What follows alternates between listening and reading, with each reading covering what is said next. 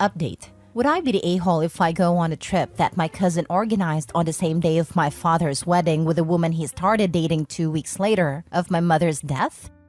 Original post. My 18 female father is going to marry his girlfriend next week, a day before my cousin's 21 female birthday. My mother died 4 years ago, and almost 2 weeks later, my father was dating that woman. I was grieving, and I had to tolerate a total stranger in the house. My father told me that he met that woman at work. The doubt that she has always been my father's mistress is always in my head, but I don't know. I don't like her anyways. My cousin organized a trip to the beach which will last a week. It was given to her by my aunt and uncle because she won a scholarship overseas in a college.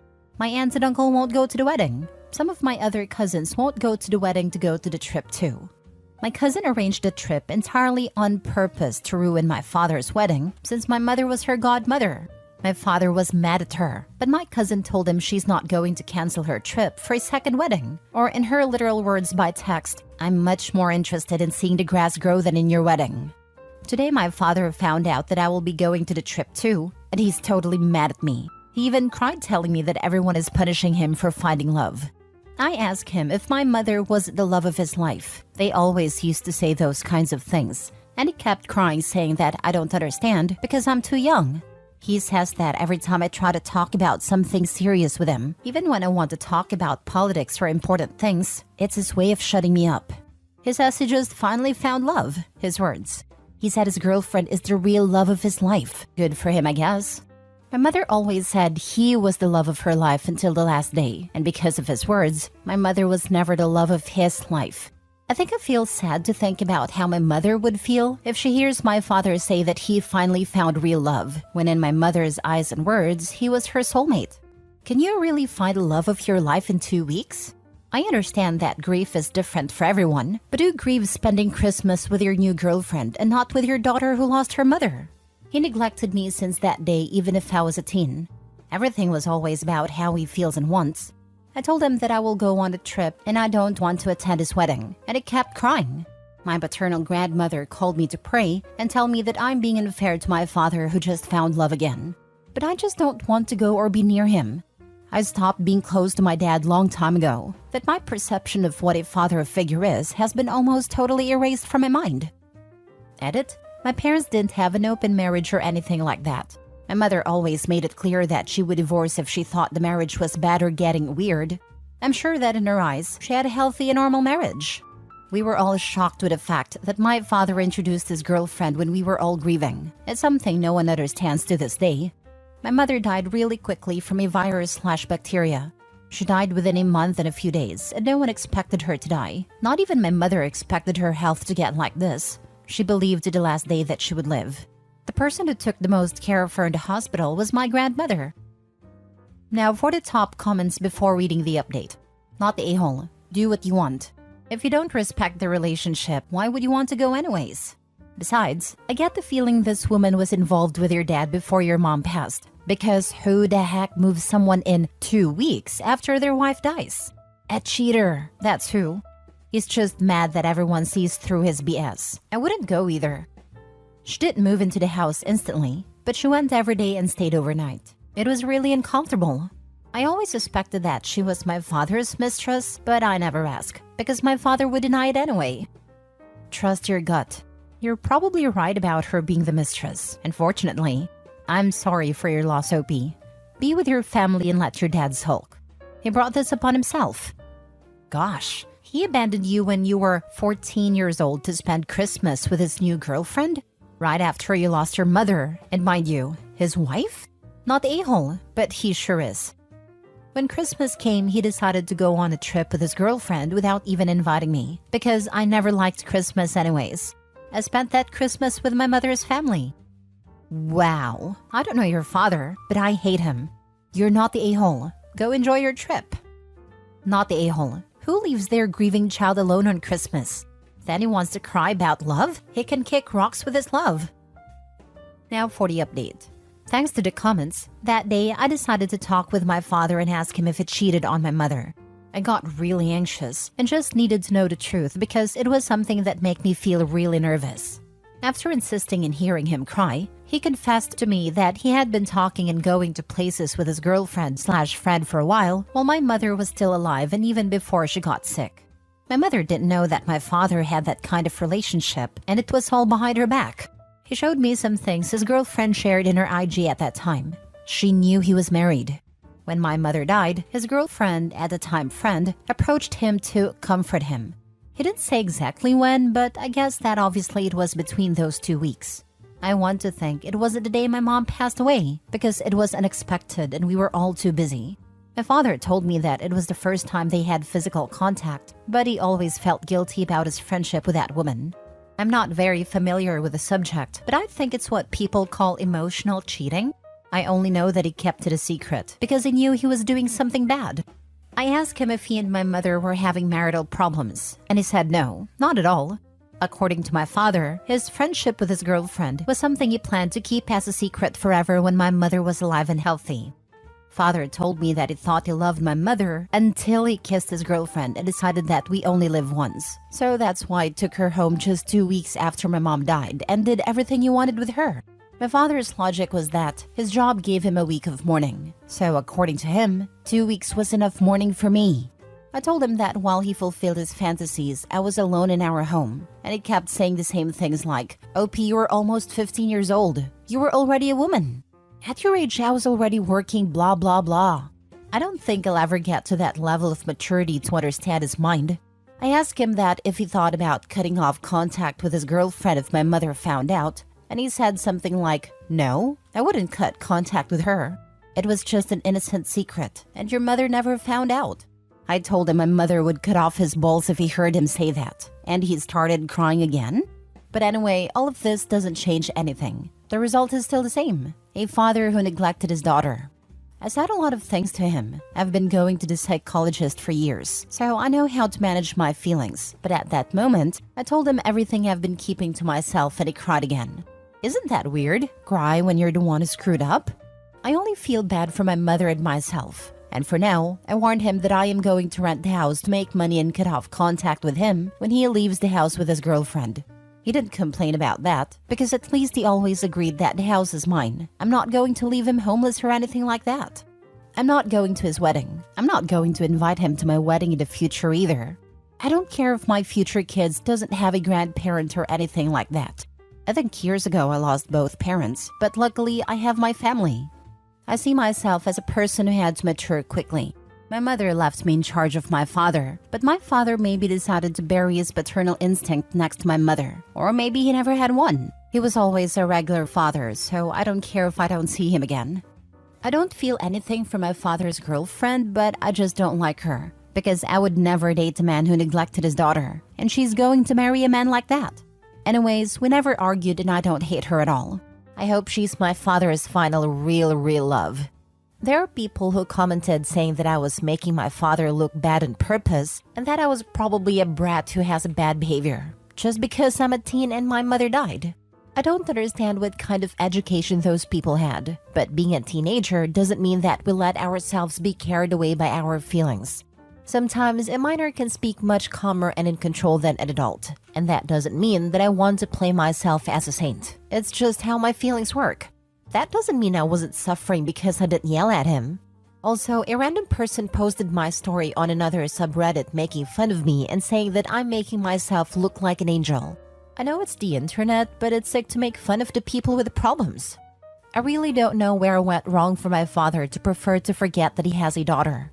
I don't know what I could have done wrong. Maybe the key was to yell at him and make a tantrum to get his attention, as some comments said, but I stopped caring long time ago. Your father is disgusting. He was cheating on your mom for years. No, at 15 you weren't an adult, and even if he had been, you were still his child, and you needed him. And where was he? Living it up with his girlfriend. You were right to tell him how you feel, and I would absolutely go no contact with him. He made his choice. I love how OP is too young and doesn't understand when her father wants to dismiss her and shut her up. But when she tells him off for leaving her alone, she was almost 15 and already almost a woman, and he was working at that age. Like, pick one, a-hole. I hope OP never has to speak to him again. He can take his too late crocodile tears and his homewrecker girlfriend with him on the way out. Yeah, that part. Of course, he kept moving the goalposts on OP about what she's apparently too young to understand, but old enough to go out and do. He's great at emotional manipulation, that's for sure. OP's dad is disgustingly selfish and self-centered. I'm glad a family took his stand against his abhorrent cheating butt. Cousin is a boss. I think she helped to give the rest of the family the gumption to tell OP's dad to go screw himself. Next story. Am I the a-hole for refusing to pay for my friend's wedding because she uninvited me? Okay, so here's the deal. My friend, let's call her Sarah, and I have been tight since high school. We've been through everything together. Breakups, makeups, you name it. So when she got engaged, I was over the moon for her. Fast forward to a few months before the wedding. Sarah sends out the invitations and I'm psyched to RSVP. But then out of nowhere, she texts me saying that she's had to cut down the guest list due to budget constraints, and unfortunately, I didn't make the cut. I was devastated. I get that weddings are expensive at all, but to uninvite me after we've been friends for so long? Ouch. Fast forward again to the wedding day. I see all these photos in social media and it looks like a fairy tale. But here's the kicker. Sarah texts me later that week asking for money to help cover the costs of the wedding. Apparently, they went over the budget and she is asking all the guests who didn't attend to chip in. I was floored. Not only did she uninvite me, but now she expects me to foot the bill for a wedding I didn't even get to go to? I told her no way. I refused to pay a single dime. But now she's saying I'm being selfish and unsupportive. Am I the a-hole here? Or is Sarah out of line for expecting me to pay for her mistake? Now for the top comments. Not the a-hole, and I hope you know that. I would stop this friendship entirely. Send her a few laughing emoticons/gifs, and then block her. One of the tackiest things I've ever heard. Thank you for your support and understanding. It's been a roller coaster of emotions dealing with this situation. To add a bit more context, Sarah and I had always been there for each other, so her decision to uninvite me really caught me off guard. I tried to rationalize it, thinking maybe she was under a lot of stress or pressure to cut costs, but it still hurt nonetheless. I don't want to cut her off, as she helped me through some tough times. Is there anything else I can do in this situation? No problem. I normally don't advise people to troll people, but in this case, I would personally troll her in the most childish of ways with laughing emoticons and memes. Not saying you should.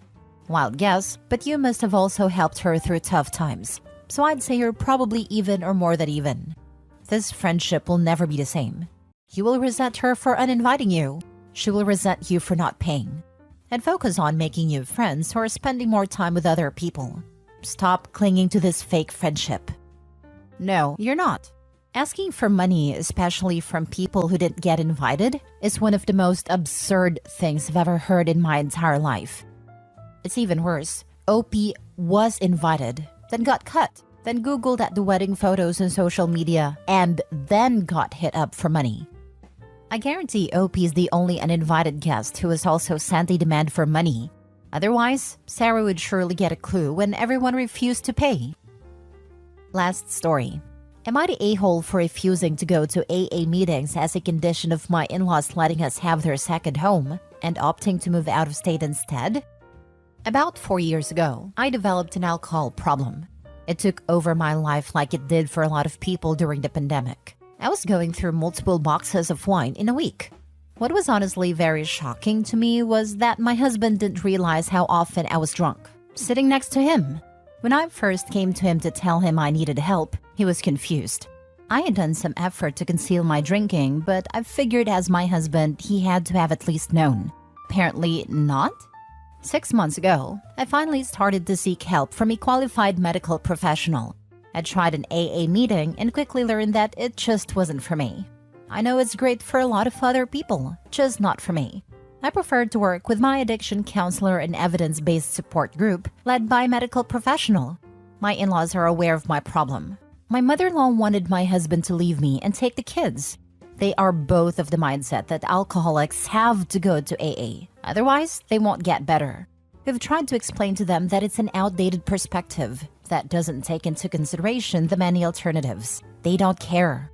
We're finally in a better place and ready to find a long-term home. In-laws offered to give us their second home, but their condition is that I must go to AA meetings. As I've said, it is not for me. My husband agrees with me that it's a non-starter. The other part of this is the logistics of all that property exchange or buying, but this isn't about that. When we broke the news to the in-laws, they hit the roof. They were furious that we dare reject their offer, especially because it means that we will move away from them due to the cost of living here. We're going to move a state away, a 4-hour drive. I think it'll be a wonderful new start for all of us. Well, my mother-in-law has turned this into a personal thing against her, that I'm taking her grandkids away from her, that I'm choosing alcohol over the family, etc. She rants about me all day and night on Facebook, telling everyone that I'm a nasty falling down drunk and all that. My husband is perfectly happy with our plan. He wants me to be happy and healthy so I can be a happy and healthy mom to our kids. But part of me really wonders if I'm just being stubborn. Am I the a-hole? You sound like you're a quiet drinker and one day just realized it became a problem. As you mentioned, your husband was surprised when you told him. There weren't drunken fits of rage. You were just drunk most of the time, which is a problem indeed. AA wasn't for you, but you didn't say, well, at least I tried and got back to drinking. No, you looked for something that actually did help. Listen to your guts. They do a very good job dealing with your mother-in-law too. You were not stubborn here. She was trying to control you. Turned out it was a bad idea, mother-in-law. Play stupid games, win stupid prizes. Hers is now a 4-hour drive to her grandchildren. Not the a-hole. You made some very smart decisions. Hug your husband. He is great. Agree 100%. That house comes with a lot of strings. What other ultimatums are they going to give you? I doubt it will stop there. Get free. I wouldn't want to live near someone who treated me like that. Having to see them all the time. Advice? Make sure your new home does not have a dedicated guest room. I got out of a lot of uncomfortable situations by not having a comfortable room for someone to show up and stay and tell me how to raise my kids, and decide to stay another week and get up early and rearrange my cupboards.